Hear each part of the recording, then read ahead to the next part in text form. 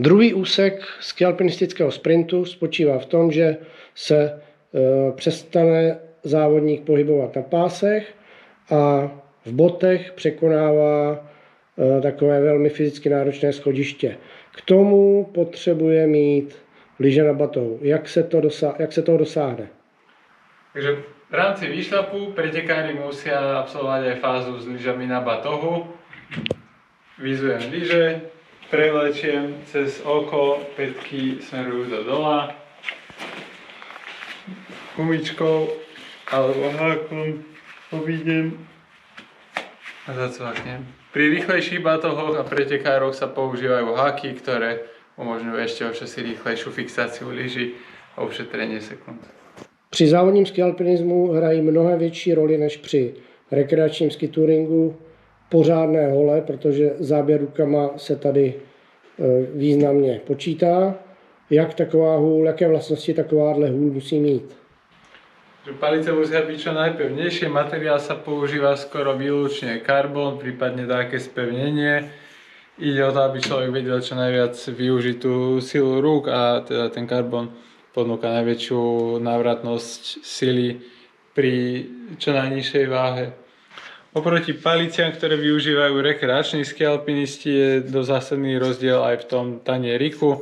Tanierik je trochu menší, ale stále má dostatočnú plochu, aby neprepadol, aj keď máme čerstvý sneh. Zároveň sa používa vždy ostrý hrot, aby v náročnejšom teréne vedel skialpinista vďaka tomu hrotu získať oporu a dobre sa odraziť a udržiavať vlastne čo najväčšiu rýchlosť a rovnováhu. Nedílnou součástí výbavy závodního skialpinisty je helma. A helma je normovaná, potřebuje mít určitý specifika, který podle reglementu ISMF jsou jasně daný. Jaký jsou to základní pravidla?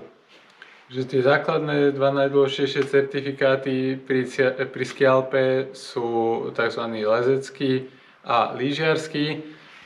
Príľby, ktoré sa používajú na šprintoch, ale aj na iných ISMF podujatiach,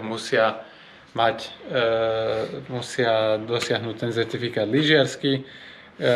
Pre jeho dosiahnutie sú potrebné rôzne kritériá. Mimo iného nemôžu byť vetracie otvory príliš veľké napríklad, aby nebolo možné príľbu prepichnúť hrotom palice. Príľba musí byť upevnená pevne na hlave, zacvaknutá, predáva sa väčšinou v dvoch veľkostiach pre dosiahnutie čo najlepšieho fitu. Závodníci při skialpinismu jsou oblečeni v kombinéze. Jaké musí mít kombinéza vlastnosti? Kombinéza musí byť predovšetkým elastická, ľahká, priedišná.